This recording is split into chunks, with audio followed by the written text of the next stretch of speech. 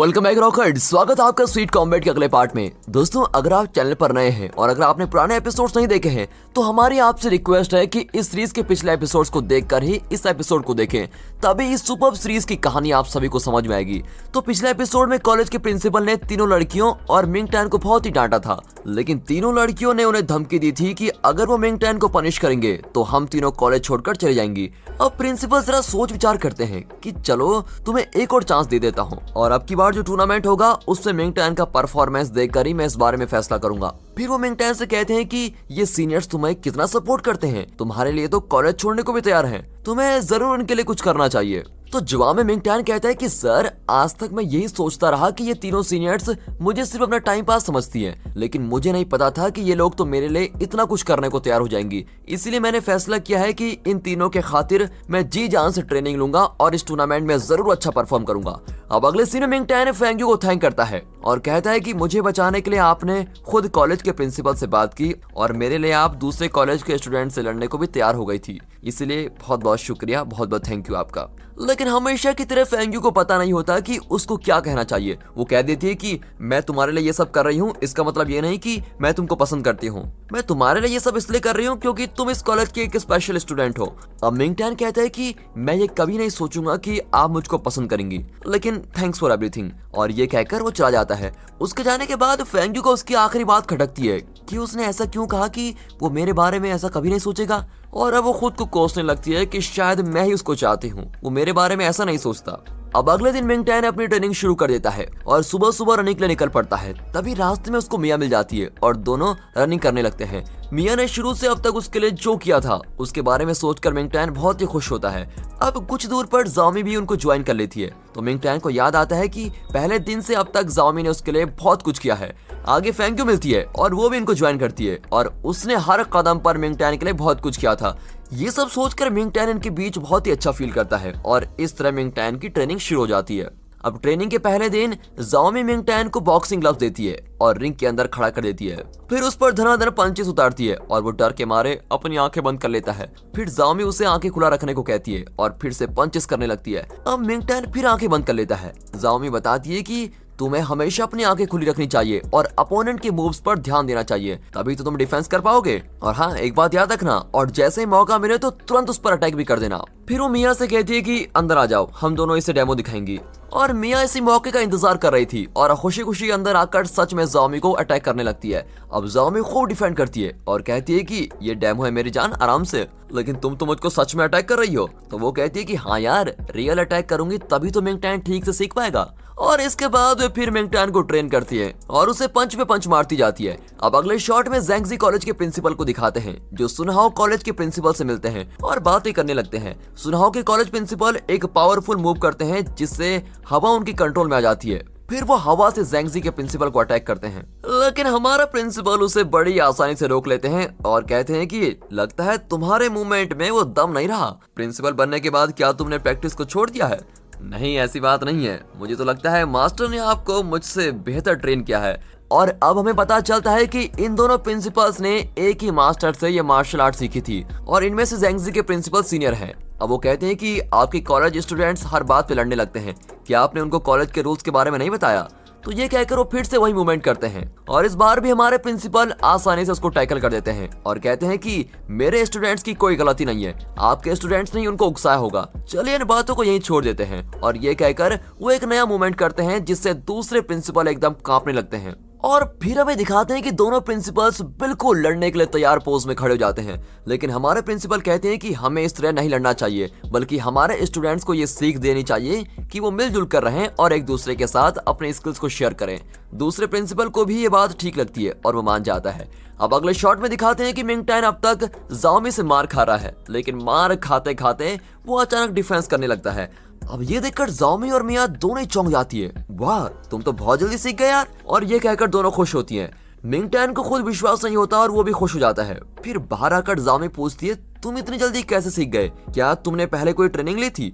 तो Ming tan बताता है कि बचपन में मैंने थोड़ी ट्रेनिंग ली थी, लेकिन बाद में छोड़ दी थी। लेकिन अब की बार ट्रेनिंग मत छोड़ना, ठीक है? ये कहकर जाओमी उसके पैर दबाने लगती है और कहती है कि बॉक्सिंग के बाद पैर की मसल्स भी स्ट्रेच हो जाती हैं, इसलिए उनको मसाज करना बेहद ही जरूरी है। और मिया से रहा नहीं जाता और वो कहती है कि तुम कुछ ज्यादा ही कर रही हो, मैं उसके पैर को मसाज करूंगी, और कहकर हीरो के पैर दबाने लग जाती है। फिर दिखाते हैं कि फेंग्यू रात को कार में जा रही है, लेकिन अचानक एक शॉप को देखकर उतर जाती है। ये वही आइसक्रीम वाली शॉप है जहां मिंगटैन रैबिट के भेस में नोटिस मारता था, और एक दिन उसने फेंग्यू के लिए स्ट्रॉबेरी आइसक्रीम भी रिजर्व करके रखी थी। वो अंदर जाकर कॉफी ऑर्डर करती है और बाहर आकर बैठ जाती है। फिर उसकी कॉफी भी आ जाती है और वो उस बड़े रैबिट को बुलाती है। वो नहीं जानती कि उसके अंदर मिंगटैन ही है। मिंगटैन घबरा जाता है कि कहीं इसको पता तो नहीं चल गया, और वो पास आता है तो फेंग्यू बताती है कि उस दिन तुमने मेरे लिए आइसक्रीम रिजर्व करके रखी थी, इसीलिए आज मैंने तुम्हारे लिए ये कॉफी मंगवाई है। इतना ही नहीं, बचपन में मेरे पास एक रैबिट की गुड़िया थी जो मुझको बहुत ही प्यारी थी। तुम बिल्कुल उस गुड़िया की तरह दिखते हो, और मैं नहीं जानती कि इस रैबिट के मास्क के अंदर कौन है, और ये भी नहीं जानती कि तुम बोल भी सकते हो या नहीं, लेकिन मैं तुमको अपनी वही गुड़िया समझकर एक बहुत ही पर्सनल बात शेयर करना चाहती हूँ, तभी जाकर मुझको तसल्ली मिलेगी। मेरा एक दोस्त है और वो मुझको बहुत ही अच्छा लगता है। मैं हमेशा उसकी हेल्प करना चाहती हूँ, लेकिन वो हर बार मेरी मदद को ठुकरा देता है। पर इसमें उसकी कोई गलती नहीं है, बल्कि मेरी गलती है। जब भी मैं उससे मिलती हूँ तो मैं खुद को भूलकर उससे बहुत ही हार्श बिहेव करती हूँ, लेकिन फिर भी वो मुझको बहुत ही प्यारा है और मैं उसकी मदद करना चाहती हूँ, लेकिन कैसे करूँ ये समझ नहीं पाती। अब इस तरह वो बहुत ही इमोशनली होकर बात कर रही होती है और मिंगटैन अंदर से सुन रहा होता है। फिर फेंग्यू कहती है कि बहुत देर हो गई है, इसलिए मुझको जाना होगा, लेकिन तुम ये कॉफी जरूर पीना, ठीक है? और ये कहकर वो चली जाती है। अब मिंगटैन सोच में पड़ जाता है कि ये जरूर मेरे बारे में ही कह रही थी, और तब उसके चेहरे पर एक छोटी सी और प्यारी सी स्माइल आती है। अब मिंगटैन अपनी प्रैक्टिस खत्म करके कार वॉश की जगह पर आ जाता है। वो यहाँ पार्ट टाइम जॉब कर रहा है, और तब मिया, जाओमी और बयूनो आते हैं। मिया और जाओमी कहते हैं कि तुम हर रोज सुबह प्रैक्टिस करते हो, फिर क्लासेस अटेंड करते हो और शाम को यहाँ काम करने आ जाते हो, पर आज हम सब मिलकर तुम्हारी मदद करने वाले हैं क्योंकि तुम बहुत थक गए होंगे। बयूनो कहता है कि यार मैं भी रोज प्रैक्टिस करता हूँ और शाम को अपने होटल में काम करता हूँ, क्या तुम दोनों मेरी मदद नहीं करोगी? इस पर मिया उसके पैर को अपने पैर से तेज दबाकर पूछती है, क्या कहा तुमने? है क्या कहा? और बयूनो चिल्लाता है कि अरे अरे मत करो यार, मत करो, ठीक है मैं टायर्ड नहीं हूँ, मेरा पैर छोड़ो। अब मिंगटैन उनसे मदद के लिए संकोच करता है, लेकिन वे जिद करने लगते हैं और आखिर में मिंगटैन उन्हें भी यूनिफॉर्म देता है। अब यहाँ फेंग्यू को मिंगटैन का ख्याल आ रहा होता है। वो जाओमी को मैसेज करती है तो वो रिप्लाई करती है कि हम तीनों तो मिंगटैन के पार्ट टाइम वाले वर्कशॉप में हैं और उसकी मदद कर रहे हैं, और अब फेंग्यू भी उसकी मदद करने के लिए वहां पर पहुंच जाती है। उसको देखकर तो ये लोग बिल्कुल ही चौंक जाते हैं कि ये भी यहाँ पर, लेकिन बयूनो को तो फेंग्यू बहुत ही पसंद है। वो कहता है अच्छा वो आप आ गई, हम मिंगटैन की मदद करेंगे और आप मेरी मदद कर लीजिए, ओके। और अब फेंग्यू मिंगटैन से यूनिफॉर्म मांगती है। मिंगटैन भी खुशी खुशी उसको यूनिफॉर्म निकाल कर देता है। यार एक कार वॉश करने के लिए कितने यूनिफॉर्म गंदा करोगे? एक्चुअली ये मेरा पर्सनल कमेंट है दोस्तों, लेकिन कार वॉश करने के बहाने ये सब मिलकर खूब एंजॉय कर रहे होते हैं। अब ये सब एक साथ इतने खुश होते हैं कि सारे के सारे कार्ड्स को एकदम चमका देते हैं। अब सारा काम खत्म करके ये लोग रेस्ट कर रहे होते हैं। तब मिंगटैन को कल की बात याद आती है और वो सबसे कहता है कि मुझे आप लोगों को एक बहुत ही इंपॉर्टेंट बात बतानी है। आप सबसे मिलने से पहले मैं कभी किसी से कोई मदद नहीं लेता था, हर काम खुद ही करना चाहता था, लेकिन अब मुझे लगता है कि तुम सब मेरे सच्चे दोस्त हो। तुम लोग मेरी मदद करो या ना करो ये अलग बात है, पर तुम सब मन ही मन मेरी मदद करना चाहते हो और मेरे लिए तो यही बहुत बड़ी खुशी की बात है। मैं बहुत लकी हूँ कि मुझे तुम जैसे फ्रेंड मिले। ये सुनकर फेंग्यू भी बहुत ही खुश होती है और मिंगटैन को अच्छे से देखने लगती है। मिंगटैन भी फेंग्यू को देखने लगता है और देखिए ये मिया बीच में क्या कर रही है, और गुस्से में दोनों को बार बार देख रही है। अब अगले सीन में प्रिंसिपल मिस्टर वैंग से कहते हैं कि मैंने उस दूसरे कॉलेज के प्रिंसिपल से बात कर ली है। हम दोनों चाहते हैं कि दोनों कॉलेजेस के बीच शांति बनी रहे और वो कभी न लड़े। फ्यूचर में वे एक होकर अपने स्किल्स डेवलप करें, यही हम दोनों का सपना है। इसलिए मैं 2-3 दिन बाद एक डांस पार्टी अरेंज करने वाला हूँ। उस पार्टी में हम दूसरे कॉलेज के स्टूडेंट्स को भी यहाँ पर इन्वाइट करेंगे, इसीलिए आप हमारे सारे स्टूडेंट्स को इन्फॉर्म कर दीजिए। अब मिस्टर वैंग सारे स्टूडेंट को मैसेज कर देते हैं कि अब फाइटिंग ट्रेनिंग की प्रैक्टिस के साथ साथ डांस की प्रैक्टिस भी कर लेना। 2 दिन में कॉलेज की स्टूडेंट्स की डांस पार्टी होने वाली है, इसलिए अपने डांस पार्टनर को खुद ही चूज कर लेना। अब स्टूडेंट्स मैसेज देखकर बिल्कुल ही शॉक हो जाती हैं, क्योंकि इन्हें सिर्फ फाइटिंग ही आती है, डांस वगैरह तो आता नहीं, लेकिन फिर भी डांस के नाम पर ये खुश हो जाती है। पर मिया कहती है कि कुछ ही दिन में टूर्नामेंट होने वाला है और अभी डांस प्रैक्टिस करना जरूरी है क्या? मैं तो नहीं करूंगी। ये कहकर वो मिंगटैन को अपने टेक्वांडो क्लब में ट्रेनिंग के लिए लेके जाती है और फिर वो हवा में उड़कर ऐसा तगड़ा डेमो देती है कि मिंगटैन की तो बोलती बंद हो जाती है।